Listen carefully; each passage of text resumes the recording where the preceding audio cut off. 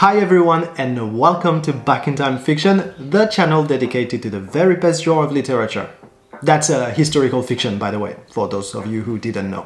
Today, a mega episode dedicated to one of the most prolific characters of history, Miyamoto Musashi. But first, if you are a historical fiction or fantasy fan, please think about subscribing to this channel.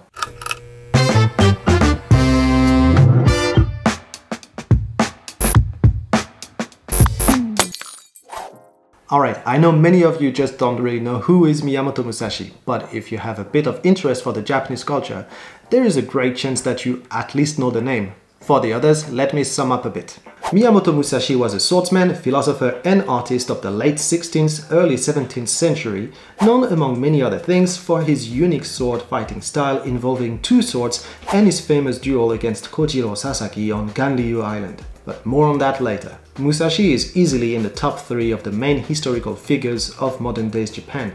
He can be found in TV shows, anime, mangas, video games, more anime, and in the very good novel named after him, written by Eiji Yoshikawa. In this novel, as in many of the other media concerning him, Miyamoto Musashi is depicted as some kind of unruly warrior with like a born talent for fighting and a very slow coming attraction for all religious and philosophy matters. And actually that is very close to the man as he truly was. But much of his story, like his relationship with the Buddhist priest Takuan or the rising tension leading to his duel with Kojiro, are fictional. More on that later as well. Which is why today we talk about the man versus the myth. A bit of spoiler here. The real Musashi was even more awesome than the stories made him. But first, a bit of history lesson. Alright, I don't know why I'm wearing this, it doesn't make me look like a history teacher at all. Musashi was born in 1584 during a period known as Atsushi Momoyama, which can be translated as "Oh my god, can they stop killing each other?" Following the fall of the Ashikaga shogunate around 1570, the land fell in a period of civil war like never before, and every daimyo with a bit of ambition armed his men and went after his neighbor. That was a mess of armies colliding and improvised warriors. A ruler named Oda Nobunaga rose amongst the others and almost managed to bring Japan under control. It should also be noted that the Ashikaga clan I mentioned before, well, he's the one who put an end to it, so really that was his fault to begin with.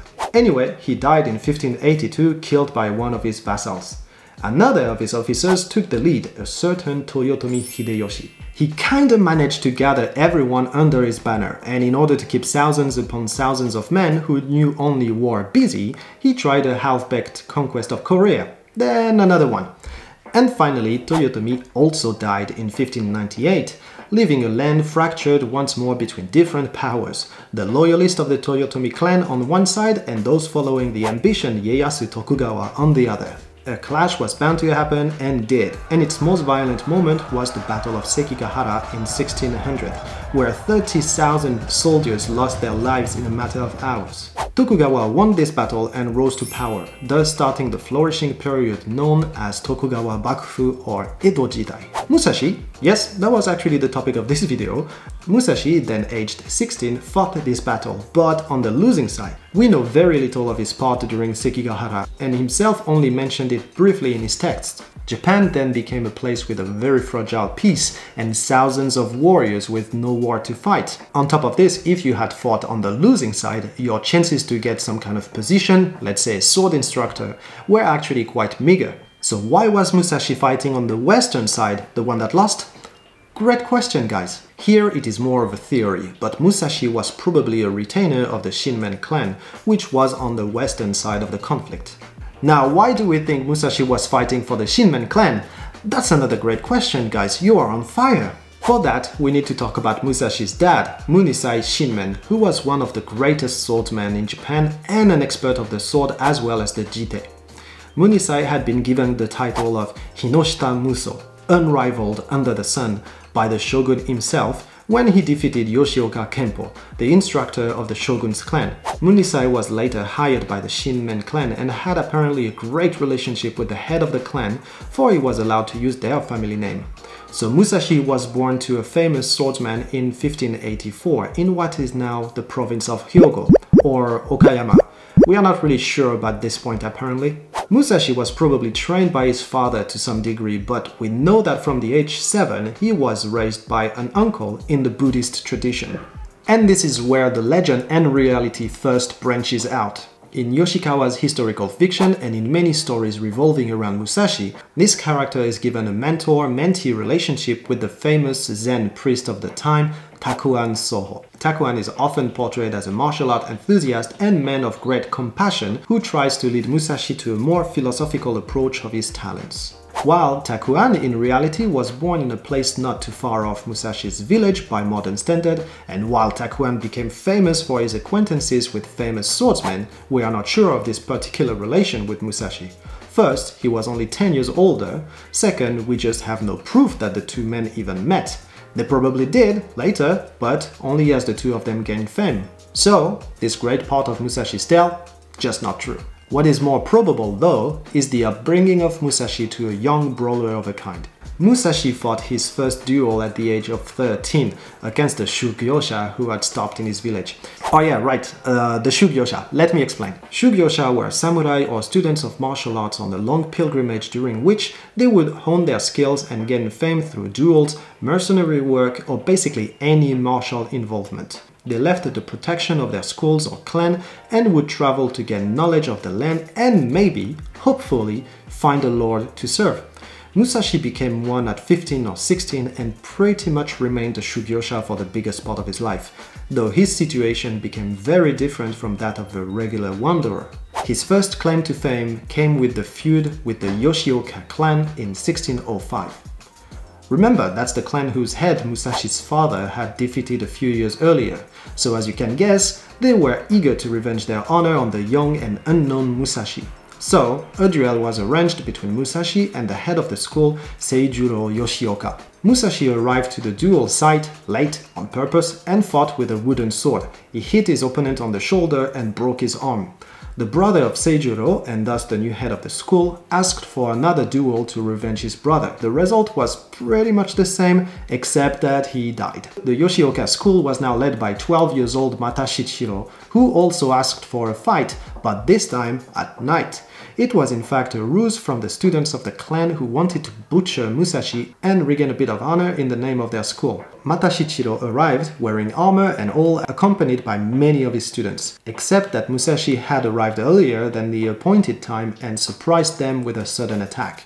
He killed many of them, including the young Matashichiro, and managed to escape, leaving the famous Yoshioka school in a bit of a pickle. Later, they stopped all this sword-fighting nonsense and they started working in the textile market. In the novel and many works on Musashi, this chapter of his life is one of the most important, culminating into the amazing scene where he is being surrounded by the many students of the Yoshioka school and fends them off by himself using for the first time 2 swords at the same time.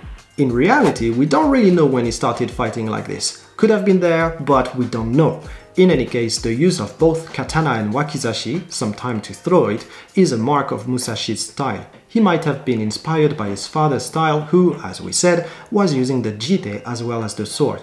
It should also be noted that Musashi was often fighting using a wooden sword or a bokken rather than a proper blade, which did not stop him from killing or maiming his opponent. A few years later, in 1612, after a series of duels which increased his fame, a fight was organized between Miyamoto and the greatest opponent he would face, Sasaki Kojiro, the demon of the western provinces.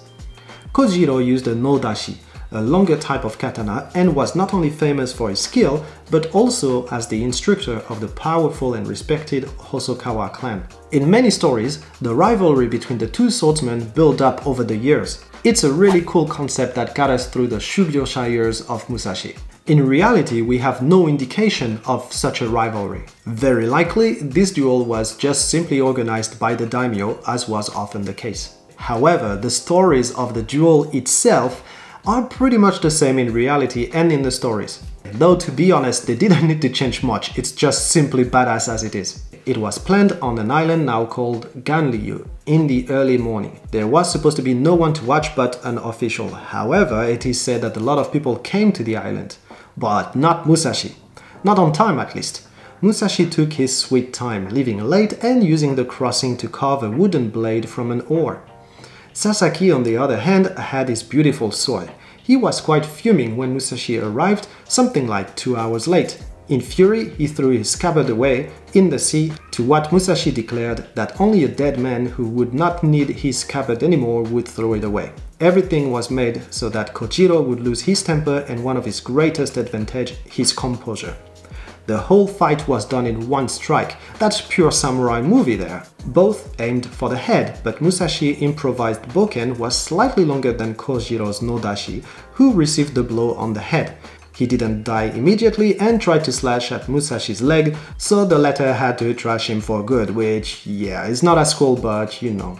Anyway, from that moment on, Musashi's fame as a swordsman was made for good. He was not even 30. As far as we know, he rarely killed his opponents after this fight and fought with the purpose of winning by acknowledgement of his opponent. On top of his change in attitude, Musashi built his other interests more strongly from that moment, whether in art or religion. We will talk more about this later. Now, very little is known about Musashi's love life, if he ever had one. Of course, many stories, including Eiji Yoshikawa's, give him a love interest. In reality, love had little interest to Musashi, or rather, it was a diversion from the way. But, of course, Musashi wanted to pass his name, which is why he adopted a son. And thus began the saddest and most Japanese part of Musashi's story, that of Miyamoto Mikinosuke. Mikinosuke was a boy who Musashi may have adopted during one of his travels. In 1622, Mikinosuke became a retainer of Tadatoki Honda, daimyo of one of the most powerful clans in Japan. Tadatoki was 26 and Mikinosuke not even 20 when this arrangement was done. 4 years later, however, while Mikinosuke was traveling, Tadatoki died. On the way home, Mikinosuke stopped by Miyamoto's to bid him farewell because, following the tradition called Junshi, Mikinosuke had to commit suicide, seppuku, in order to follow his lord in death. He was probably about 22. Musashi was more lucky with Iori, his second adopted son, who became a vassal to the Ogasawara clan and prospered from a very young age. He lived a good life, not one that just ended because his lord passed away. In any case, after Gandeyu Island's duel, Musashi, while never straying from the way of the sword, also involved himself with other ways. He was famed for the quality of his calligraphy. He even dabbed in metallurgy, tea ceremony, garden arrangement, and no theater. But the one art he is the most famous for is painting. To this day, Musashi's paintings are considered masterpieces of the sumie, or ink painting. Always moving, always improving, and always studying seem to have been a great part of what made Musashi such an incredible character, and we can easily see why, in a rigid and yet changing society such as Japan was back then, the efficiency of a swordsman like him could have attracted the interest of many powerful and influential men. He was close to the Honda clan, the Ogasawara, and in the end became a retainer of the Hosokawa clan in 1640. He remained in the service of the Hosokawa for the last 5 years of his life and used the last couple to write the Gorin no Sho, the Book of the Five Rings. The Gorin no Sho, in the same line as Sun Tzu and many other texts discussing martial arts matters, includes philosophy and deal with the main topic, while at the same time giving us lessons that can be used in many other fields. Nowadays, the Book of the Five Rings is used by politicians, business leaders, as well as martial artists. And if not his writing, his life is a model of efficiency and seriousness. It's hard to imagine a man capable of dedicating himself so deeply to his art, while at the same time learning so many others, making so many powerful friends, while himself not being a high-ranked man. His fighting style, the Niten Ichi-ryu, still exists, but the basics described by Musashi, such as not relying on a particular stance or weapon, changing strategies whenever possible, or not focusing on things like eyes or feet, made it a very personalized style that partially died with him. It is impossible to say everything about Musashi in one video or one novel, which is why no work of art has been able to do so. Nevertheless, you can absolutely enjoy some of the works he is part of. I already mentioned Eiji Yoshikawa's novel, but you can also take a look at the Manga Vagabond by Takehiko Inoue, which is not only a great retelling of Musashi's life, but also one of the most beautifully drawn manga I've read. He can be seen as well as Iori in Shura no Toki, an anime on Japanese martial arts, and many characters of anime, manga or video games are based on Miyamoto Musashi or have a link to him. His impact on the Japanese fiction world is huge, and as such, the man and the legend lives on as one of the historical fiction characters with the greatest presence in the world. There is a ton of books on the life of Musashi, but the one I enjoyed reading the most is The Lone Samurai by William Scott Wilson. And if you want to know more, I encourage you to give it a read. Thank you all for watching this video. I hope it made you want to know more about this great man.